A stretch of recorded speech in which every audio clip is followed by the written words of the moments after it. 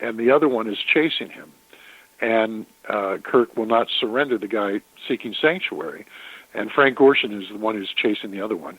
And he's in a briefing room, and they're entertaining him because he's a dignitary. And Kirk says, "You keep referring to him as his kind. You know, he's the same as you." And he says, "What, are you blind?" He's black on the left side. All of his people are black on the left side. We're white on the left side. You know, and so it showed the absurdity of racial prejudice if it's based on just skin color. And, you know, you can have cultural differences and everything else and political differences, but if you're just basing it on the color of somebody's skin, this episode made a powerful statement. And it did it in 1968 when we were having race riots all across the country. Martin Luther King had been assassinated. And so it was a time that we needed to see something like that. NBC allowed it to go on the air. I'll tell you a very interesting thing about that, though, Gary, is they tried to do an episode in the first season called A Portrait in Black and White, where Kirk and an away team beam down to a planet that's a parallel Earth, and it's circa pre-Civil War America, except the blacks are the superior race, the master race, if you want to call them that, and whites are the slaves. And so the away team gets captured, and they're put in shackles, and they're being sold on auction blocks and everything else. And NBC said, "This is just too edgy. We cannot do this episode." So it was written, final draft script, but it was not approved by the network. And so 2 years later, in the third season, they said, "Well, let's try to get this by. Let's do it a different way. Let's do it with the half white, half black." Because that's the beautiful thing about science fiction, is you can make commentary on today by using people on other planets and other cultures, and it doesn't feel like you're making this statement when really you are. And that statement came through clear as a bell. I think it did. When I watched it when it originally aired, I got the message really fast. They also had little things about the Vietnam War kind of in the show, too. Yeah. And what your audience will appreciate is, see, back then in 66, 67, 68, and 69, when the original Star Trek was airing on NBC, you could not talk about these type of subjects during prime time in entertainment TV shows. That was only for the news division. You watched all the other shows that were being done, they'd be about doctors or about crime or about teachers or whatever, but they never talked about these subjects. But by staging these stories on other planets with other civilizations, Roddenberry could make commentary on Vietnam, on racism, sexism, religion, anything he wanted to do, because he was not talking about Earth 1968, you know? But he really was, and everybody knew he was, and NBC knew he was, and that's where a lot of the fights came from. But yeah, that was the beauty of it. And that episode you're talking about, Let That Be Your Last Battlefield, that was from the third year. So see, there were some very good episodes in that third season, even though the budget had been so horribly cut. They were still doing very interesting concepts. They were. Now, again, too, I mean, did you get to read some of these scripts that never was made? And just to get the feel? Oh, all of them, and story treatments and everything else, and a lot of them from very famous science fiction authors. Philip Jose, what's his name? Farmer. Yeah, that he did a couple. Robert Sheckley, Robert Hyland wanted to do one. Isaac Asimov wanted to do one. I think he was working on one, but he never turned it in. And then he had quite a few famous science fiction authors who did get episodes produced, like Theodore Sturgeon and Robert Bloch and Richard Matheson, who did Last Man on Earth and the Omega Man and all that, and the Incredible Shrinking Man. He did The Enemy Within.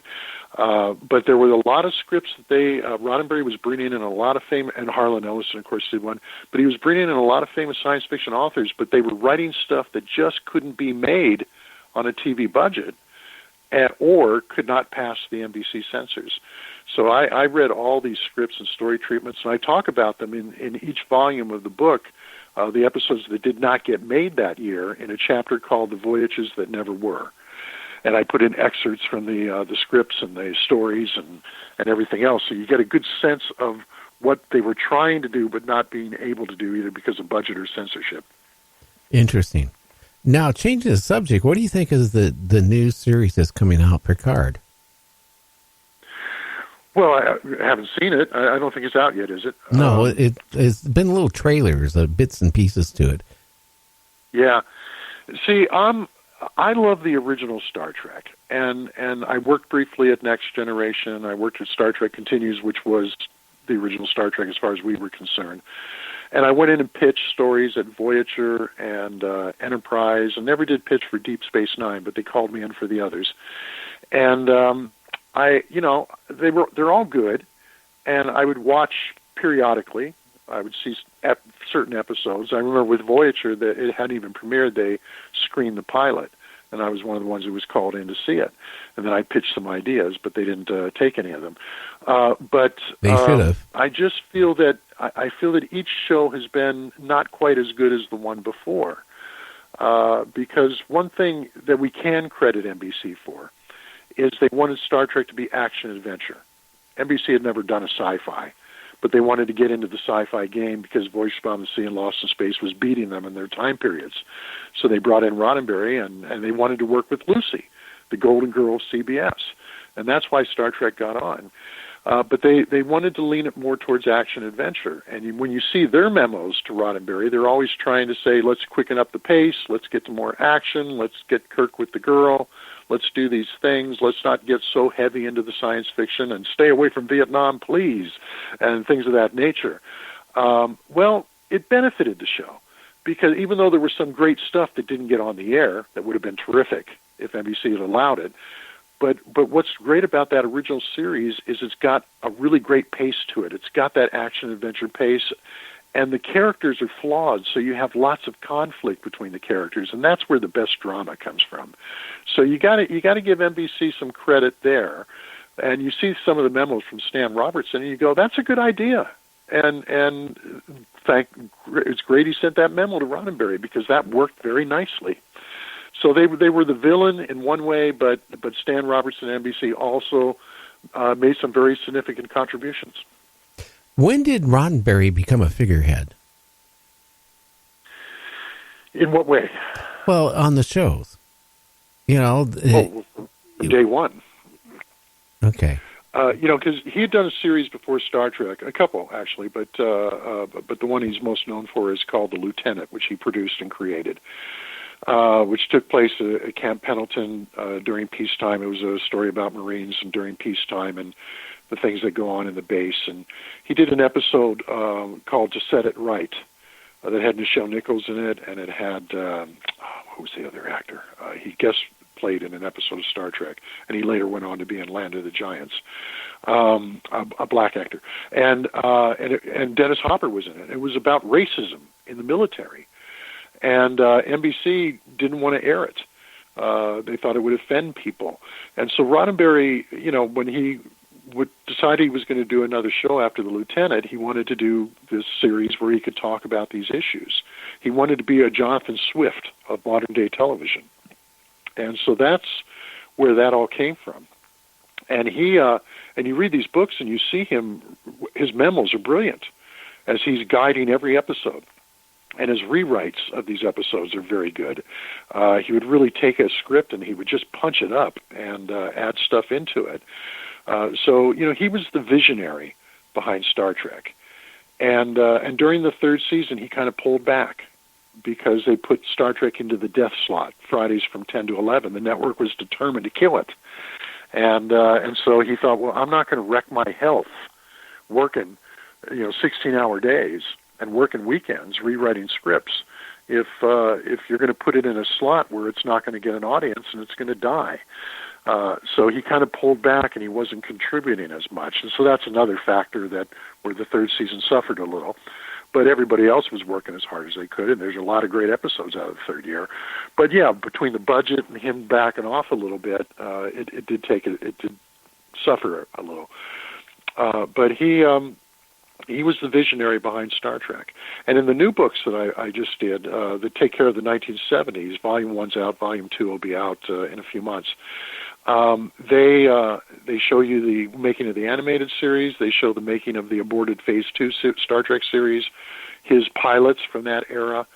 and also the making of Star Trek: The Motion Picture. And again, with his memos, you just see that this is the guy. This guy knows Star Trek better than anybody, and he's the one with the vision, that is Star Trek. And without him, it's not going to be as good. And that's why I think the new series just don't come up to the same level. Technically, they may, or at least with CGI, they may, and they got bigger budgets. But the stories, to me, and the conflict between the characters aren't as good, because you don't have Gene Roddenberry there. Well, I know Voyager lost a lot from Star Trek. Yeah. I could never get into Voyager at all. My kids loved it. I tried watching it, and I'll be honest with you, to me it was boring. It didn't have the suspense to it. It didn't have the action to it. It was like they were killing time for the hour. Yeah, it was intellectual. So it's a lot of talking heads and intellectual concepts and little winks and everything, but you're not seeing the conflict between the characters that you see in the original show between McCoy and Spock. You don't have an imperfect captain like Kirk who had a bit of a swagger, but boy, if you challenge him, he's going to throw you off his bridge and stuff. So, you're missing those great dramatic elements that make the best of drama. But you're also missing Gene Roddenberry's vision that would push that show through. And while Gene was there for Next Generation in the beginning, he was not well. And the only reason he did Next Generation is because Paramount was going to do it. They wanted to do another Star Trek series, with or without him. And he thought, well, I'm not going to let you do it without me, because the reason it was called Next Generation is it was going to be about cadets. It was going to be about the next generation, young kids in space. And he said, oh, no, you can't do this. And the only character that carried over from that original idea that Rick Berman had was Wesley Crusher, played by Will Wheaton. But other than that, Roddenberry said, we're not going to do Tom Corbett Space Cadets in Star Trek. And so he came back in and did it, but he was, that's my... My dog is announcing himself. But that's why he came back, even though his health was bad. And so, I went in and pitched to him. I pitched the Sarek episode for Next Generation to Gene. And it was a wonderful experience, because every writer would say that he was just one of the best producers to pitch to, because he was so creative, and you would get into conversations about what can we do with this episode. But I could tell he wasn't at the top of his game, because I'd already been going through all the memos from the original show, and I could see that he didn't have the energy, and he wasn't as into it as he was with the original series. But that was all health. Yeah. Well, we're almost out of time. Why don't you tell the people about your books? Where can they find them? Which ones? And all that stuff. Go ahead. Yeah. Well, they're on Amazon and Barnes and Noble and so forth, but the best place to get them is direct from the publisher, Jacobs Brown Media Group, and you can type that in, jacobsbrownmediagroup.com, and it'll take you to their web store. That's a little hard to remember. If somebody's driving and listening to the show, they're not going to remember Jacobs Brown Media Group, but they could type in thesearethevoyagesbooks.com, and it'll take you there as well, because those come signed by the author. They can be personalized too. Whenever an order comes through, if somebody wants a special inscription or whatever, it gets sent over to me, and I sign it up, and it goes out that way. So that's I think the best way to get them. And Amazon.com has enough money. Well, what you need to do. And the audiobook, the same thing. You can get the audiobook at thesearethevoyagesbooks.com and allsound.com. You can download it to your mobile device, and you can drive across the country. I know you have a lot of truck drivers that listen to your show. Hey, man, there you go, 28 hours, you guys. Oh, yeah. What you need to do is tomorrow, give me a link. I'll put it up on the website so they can order the books directly from the publisher. How's that? Sounds good to me. Well, Gary, I always like talking to you. Thank you so much for having me on again. Well, you know what? I feel like you're a friend. I mean, you've been on enough times, and again, we've covered Star Trek several times, once with Vic. We covered I Spy. And I tell you what, the show with I Spy had a lot of listeners. I thought because of what was happening with somebody in prison that, people wouldn't even want to hear about I Spy, but that's not the case. I mean, that I'm is glad to hear it, because that was such an important show. That